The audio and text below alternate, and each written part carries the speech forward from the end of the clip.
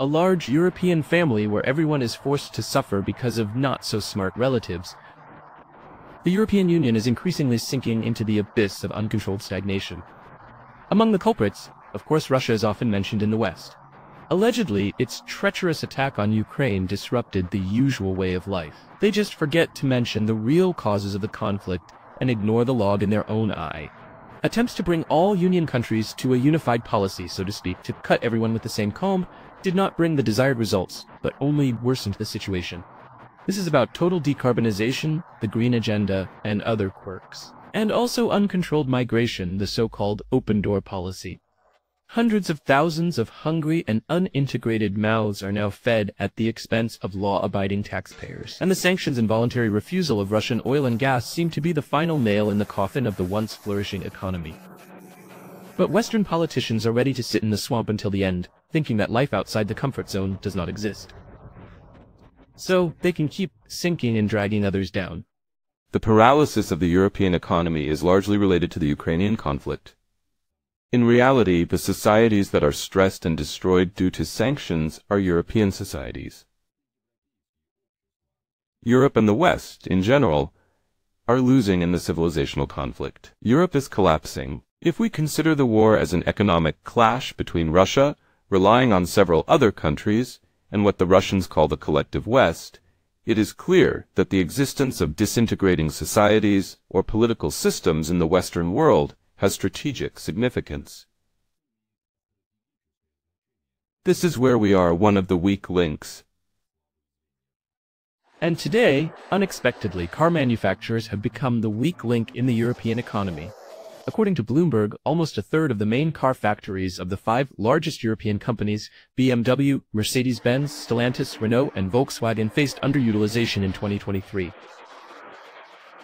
Moreover, the annual car sales volume turned out to be 3 million below pre-pandemic levels. If the situation does not change, the entire region's economy will be hit, as the automotive industry accounts for more than 7% of the European Union's GDP and creates more than 13 million jobs.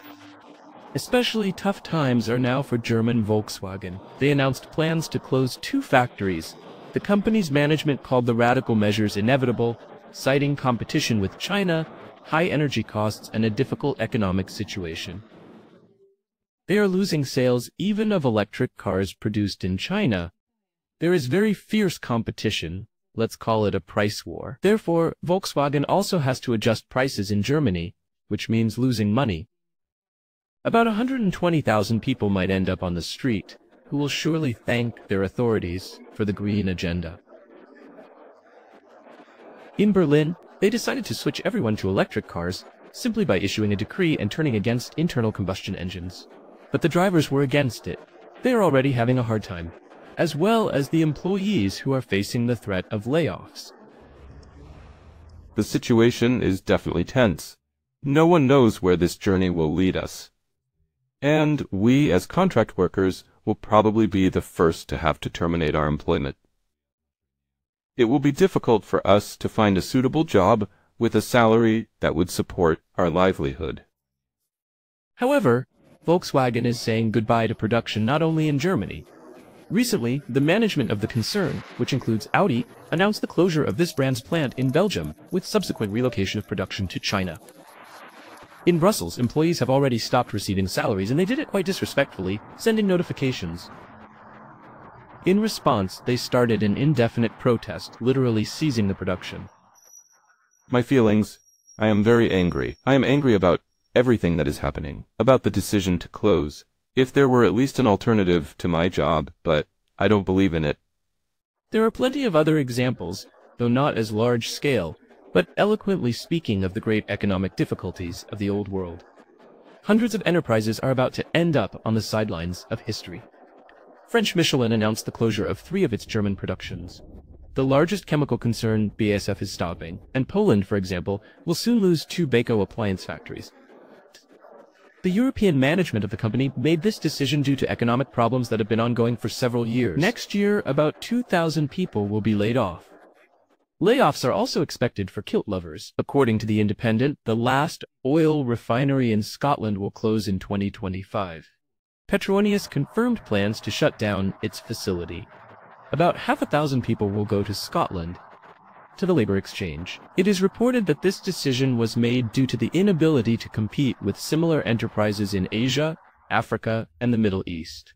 According to BBC estimates, the plant loses about $500,000 a day and could record losses of around $200 million by the end of 2024. Well, we are extremely disappointed and really unhappy with how this announcement was presented. I think it's a devastating blow to the local community and workers. The loudest on sanctions, the Baltics are also going into the red. Latvia decided to part with the controlling stake in the national airline. In 2024, Air Baltic managed to lose almost 90 million euros. And as local media report, they put the airline up for sale at significantly reduced prices. Recently, the European Commission decided to assess the state of the EU countries' economies, but the data from the report by former Italian Prime Minister Mario Draghi on this topic turned out to be sad. The analysis showed that the European Union is gradually losing economic advantages and struggling to cope with rising prices. But most importantly, the European family may cease to exist in the near future.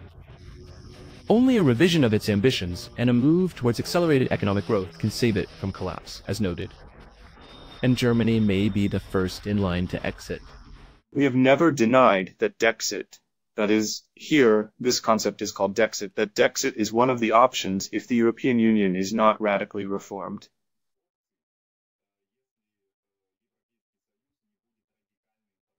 In its current form, it is absolutely unacceptable for us, for Germany. We are the main donor. We get nothing in return.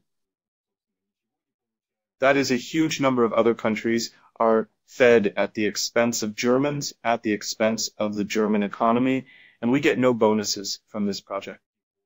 And a bit about the Americans. In many ways, it was their policies that led to the fall of Europe, forcing it to sponsor the Kiev regime, and now they are going to burden it with the restoration of Ukraine. U.S. vice presidential candidate Vance hinted unequivocally that if Trump wins, Europe will be forced to pay up. On the deindustrialization of Europe in the main broadcast, Evgeny Belousov,